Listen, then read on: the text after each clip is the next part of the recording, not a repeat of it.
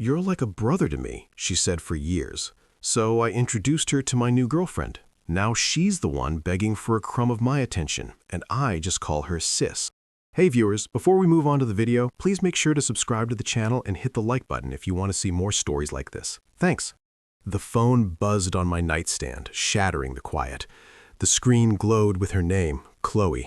It was 11:37 p.m. on a Tuesday.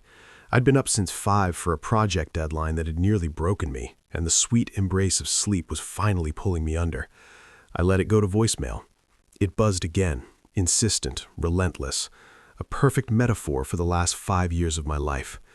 With a sigh that felt like it came from my bones, I swiped accept. "Qley, everything okay?" The response was a wet, hiccuping sob. "Leo, he ghosted me. Mark. After 3 dates, I thought he was different." I closed my eyes. The familiar script unfolding. I was the understudy who'd played this role so many times I could do it in my sleep. "Hey, slow down. Breathe. Tell me what happened." The story tumbled out. A cryptic text, an unread message, a profile that had suddenly vanished from the app.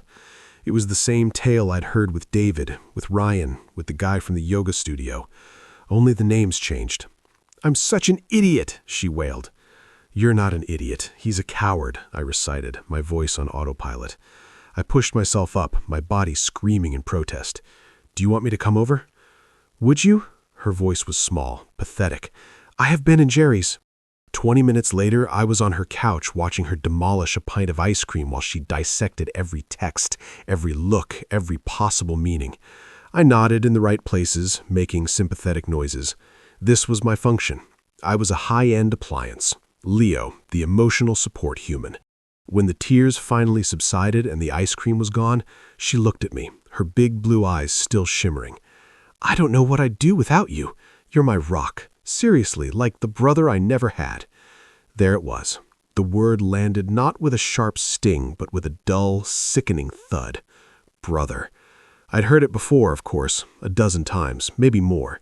But tonight, after the exhaustion, after the sheer déjà vu of it all, it felt different.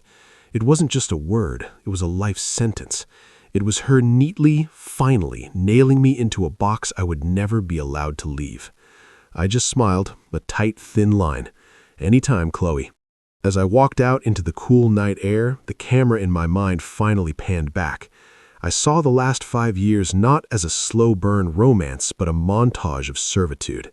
Me driving across town at 2 a.m. to fix her flat tire, me listening for hours as she cried over men who didn't deserve her tears, me remembering her birthday, her mother's allergy medication, the name of her first pet, while she routinely forgot if I took my coffee black or with sugar. I was the foundation of her life, the part that was buried underground, unseen, expected to bear the weight without ever cracking. The group dinner a week later was supposed to be a celebration.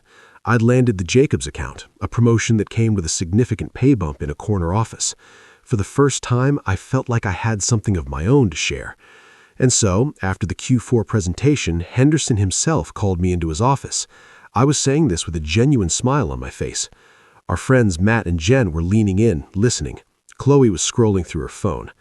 "That's huge, man," Matt said, clapping me on the shoulder. "I know you've been grinding for that. I know. Finally feels like—" "Oh my God, you guys, look at this one," Qley interrupted, thrusting her phone across the table. The screen showed a brooding guy in a beanie holding a guitar. "His name is Jake. He's a musician. His bio says he's looking for a muse. Can you even?" Jen gave a non-committal smile. "Interesting. Right?" Qley beamed, completely oblivious to the conversation she just derailed. "It's so refreshing, not like the boring corporate types." She patted my arm affectionately. The condescension was a physical blow. The table went quiet. Matt studied his napkin. Jen took a sudden interest in the menu. I felt my face grow warm. I wasn't just her friend. I was her benchmark for boring, a stable, reliable landmark she used to navigate toward more exciting disasters. I said nothing. I just took a long drink of my beer. The victory of my promotion turned to ash in my mouth. 2 days later, I decided I had to try, just once. I couldn't live with the what if. I asked her to meet me at The Grind, the coffee shop where we'd spent 100 Saturday mornings. She arrived buzzing with energy. So Jake and I are talking. He writes his own songs. Leo, he sent me a voice note of one last night. It was intense. I stirred my black coffee, gathering my courage. Qley, we need to talk about us. Her smile didn't falter. What about us? When you say I'm like a brother, it hurts. I kept my voice low, calm. We spend all our time together. I'm your first call for everything, good or bad. I feel like we're a couple in everything but name. Her smile finally faded, replaced by a look of patronizing patience. She sighed, as if explaining basic arithmetic to a particularly slow child. Leo, what we have is special. It's pure. It's not complicated by all that messy relationship stuff. I love you, but I'm in love with the idea of finding a spark. With Jake, I feel a spark. With you, I feel safe. The words hung in the air between us. Safe. It was the nicest way anyone had ever called me insignificant. So I'm the safety net, I stated, my voice flat. You're my foundation, she corrected, her tone implying it was a grand compliment. There's a difference. And in that moment, I saw it all with terrifying clarity. She wasn't confused. She wasn't scared. She knew exactly what she was doing. She would happily let me spend my life holding her up while she danced on my shoulders, searching for a spark that would never, ever be me. I was a utility, a comfortable piece of furniture, the brother she never had. The confusion and the aching hope that had lived in my chest for years suddenly evaporated. It was replaced by a cold, clean, and absolute certainty. I nodded. I stood up, pulling a 10 from my wallet and placing it on the table for my $2 coffee. Okay, I said, my voice eerily calm. I understand now. Goodbye, Qley. I turned and walked out of the coffee shop. I didn't look back. I heard a faint, confused Leo behind me, but I just kept walking. The door swung shut, cutting off the sound of her world, and for the first time in 5 years, I could only hear my own. The first week was the strangest. It wasn't the silence that was deafening. It was the absence of the constant low-grade hum of her noise. No sudden dramatic texts, no panic calls about a forgotten charger or a cryptic message from a man she just met. The peace was unnerving, like the ringing in your ears that only appears when everything else goes quiet. I didn't announce my departure. I didn't write a long, cathartic letter. I simply enacted a digital secession. I went into my phone, and with a calm, methodical precision that felt surgical, I blocked her number, Instagram, Facebook, even the stupid LinkedIn connection she never used. I was the ghost who cleaned up after himself. Her first attempts to breach the void came through the usual channels. Qley, day 1. Are you mad at me? That's so immature. We're adults, Leo. Talk to me. I read the notification on my watch before it vanished into the ether. A faint buzz on my wrist. I felt nothing. Qley, day 3. Okay, fine. Be that way. Jake and I are going to that new synthwave concert tonight. You'd hate it. It's too cool for your classic rock. This one almost made me smile. She was trying to punish me with FOMO, not realizing she was describing my personal version of hell. I was in my sweatpants eating pizza and watching a documentary about deep-sea fishing. I was, for the first time in recent memory, perfectly content. With the mental real estate she had occupied suddenly vacant, I found myself with an abundance of time and energy. I poured it into the new promotion, not as an escape, but as a focus. I started going to the gym not to vent frustration, but to build something for myself. The strain of iron was honest. It yielded results proportional to the effort I put in. It was nothing like the black hole of need that was Qley. I reconnected with Matt and Jen, not as Qley's friend Leo, but as myself. We went to a baseball game, and I realized I didn't have to constantly check my phone for her updates. I was present. Qley, week 2. Leo, this is ridiculous. I need to talk to you. Jake is being weird. He borrowed $200 for new guitar strings, and now he's in the zone and won't answer my texts. Sound familiar? Ah, there it was, the first crack. The "sound familiar" was a masterstroke, an attempt to create a shared grievance to pull me back into the familiar role of co-victim. It was the siren call of the drama I had sailed away from. I deleted the notification and went back to my rep. The gossip, when it came, was delivered not by her but by Jen over beers a month in. "So, you heard about the musician?" she asked, hesitant. "I've heard nothing," I said, and it was the truth, and I preferred it that way. She filled me in anyway. Jake had predictably been a vortex of consumption. The $200 was just the start. He'd never paid for a single meal, drank all her good wine, and then she'd found him in the DMs of one of her own followers. The spark had, as sparks tend to do, burned out quickly and left a mess. "She's a mess, Leo," Jen said, watching me carefully for her reaction. "Really crying about it. She's lost her best friend and her boyfriend at the same time." I took a slow sip of my beer. She lost her best friend the moment she decided he was just her brother. The words were calm, a simple statement of cause and effect. I felt a distant pang of something. Not sympathy for her pain, but a profound pity for the person I used to be, the one who would have been devastated by that news. Now it was just data. It confirmed my hypothesis. The cycle was broken because I had removed myself from the machine. It was in a bookstore, 2 months into my new life, that I met Sarah. I was in the architecture section looking for a book on mid-century modern design, a new interest that felt entirely my own. "Good choice," a voice said next to me. "But if you're just getting into it, this one gives a better overview of the philosophical roots." I turned. She had intelligent eyes behind stylish glasses and a smile that was curious, not calculating. She held out a different book. "Oh, thanks," I said, taking it. "I'm just branching out." "A good thing to do," she replied. Her name was Sarah. She was an architect. We talked for 20 minutes right there in the aisle about Frank Lloyd Wright and the sin of decorative excess. It was a conversation, a back and forth. She asked me questions about my work and actually listened to the answers. I asked about her projects and found myself genuinely interested. There was no performance. I wasn't trying to be her rock, her therapist, her brother. I was just a guy talking to a woman in a bookstore. The simplicity of it was revolutionary. We went for coffee, then dinner. It was easy. It was light. When she talked about a difficult client, I offered a perspective, but I didn't try to fix it for her. She did the same for me. It was a partnership, not a service agreement. One evening, as we were cooking together at my place, my clean, peaceful place that no longer had a dedicated drawer for her things, my phone buzzed on the counter. A number I didn't recognize, but I knew with a cold certainty it was her. Unknown number, 9:14 p.m. "Leo, it's Qley.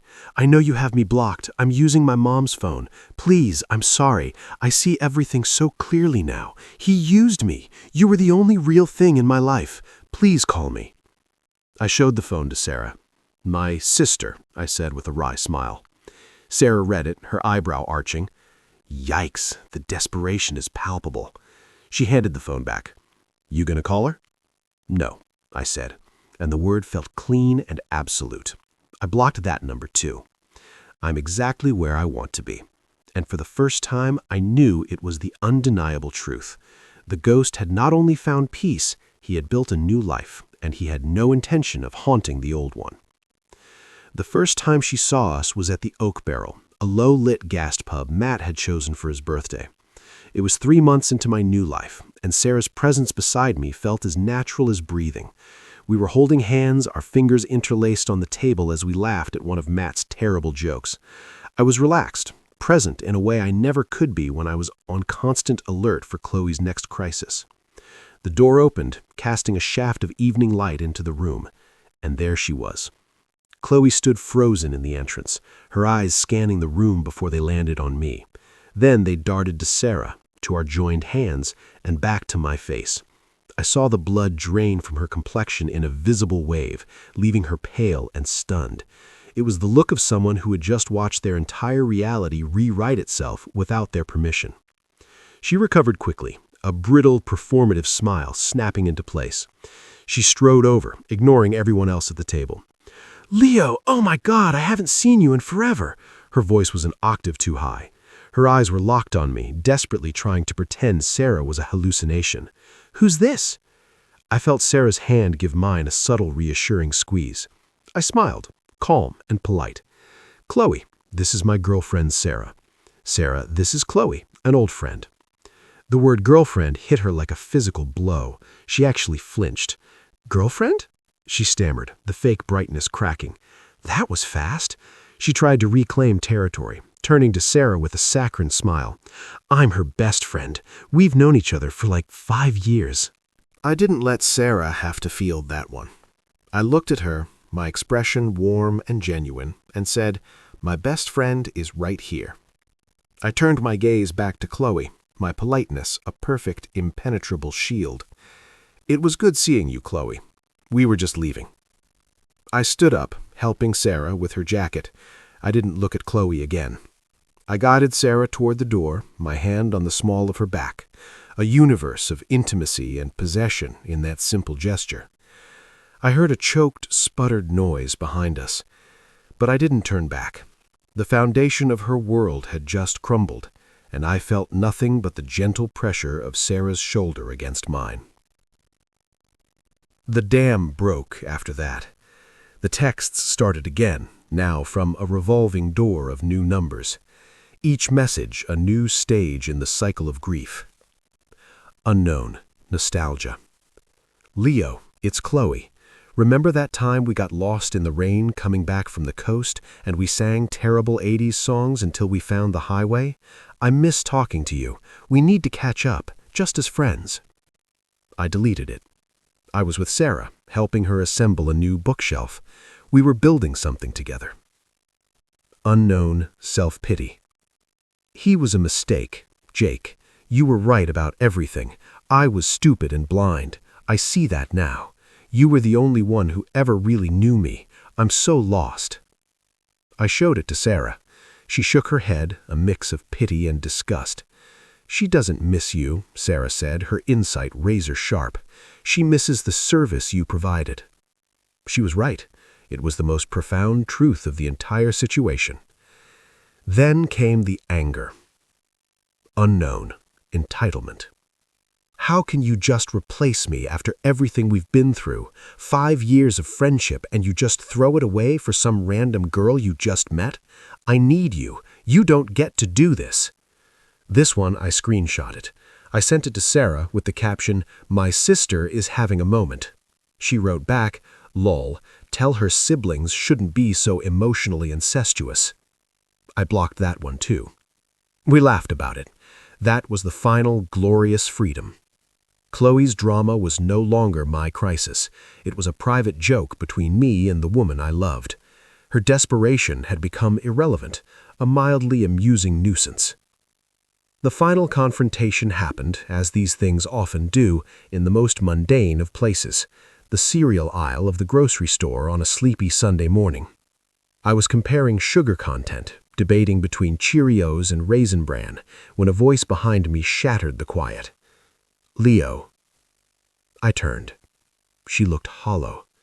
Her hair was pulled back in a messy ponytail, and she wore no makeup.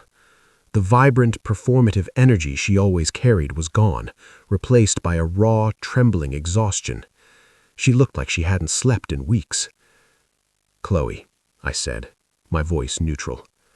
I placed the box of Cheerios in my cart. "Leo, please." The words tumbled out in a rushed, rehearsed torrent. "Just talk to me for 5 minutes. I made a huge mistake, the biggest mistake of my life. I was scared of what we had because it was so real, so solid. What I felt for you, it wasn't brotherly. I was lying to myself. I was an idiot. I love you." She finally stopped, her chest heaving, tears welling in her eyes. She was laying her soul bare, expecting me to catch it. I looked at her for a long moment. I didn't see the girl I'd pined for years. I saw a stranger who was causing a scene in the cereal aisle. I felt a distant academic pity for her pain, but it was the same way I'd feel for a character in a sad movie. "I appreciate you saying that, Qley," I said, my tone even and sincere. A flicker of hope ignited in her wet eyes. "So what does that mean? Can we please just go get coffee and talk? Please? I shook my head gently, a sad, final smile on my lips. I'm really happy with Sarah, and I'm glad we can finally be the friends you always said we were. I paused, letting the full weight of the reversal settle. It's better this way. Take care of yourself, okay? I met her gaze, my own clear and utterly devoid of the history she was begging me to revisit. Sis. The word landed not as an insult, but as a statement of irrevocable fact. It was the ultimate reflection of her own logic, the final brick in the wall of the friend zone. But this time, she was on the inside, desperately pounding on the glass, and I was free on the outside. I watched her face completely shatter. The hope, the pride, the very essence of her. It all collapsed in on itself. She didn't say another word. She just stood there, a statue of despair in aisle 7. I didn't wait for a response. I pushed my cart forward, the wheels rolling smoothly on the polished linoleum. I turned down the coffee aisle, my mind already moving on to the next item on my list. My phone buzzed in my pocket. I pulled it out. It was a text from Sarah. "Don't forget the coffee, and I love you." I smiled, a real, full smile that warmed me from the inside out. I texted back, already in the aisle. "I love you too." I walked out of the store and into the bright morning sun, the automatic doors swishing shut behind me. Somewhere back in the store, I knew Qley was still standing there sobbing, but her sounds were just noise now, fading into the meaningless background of a life I had gracefully and permanently left behind. The chapter was closed. My story was just beginning. Thanks for watching. Make sure to subscribe to the channel and hit the like button. What do you think about this story? Share it in the comments.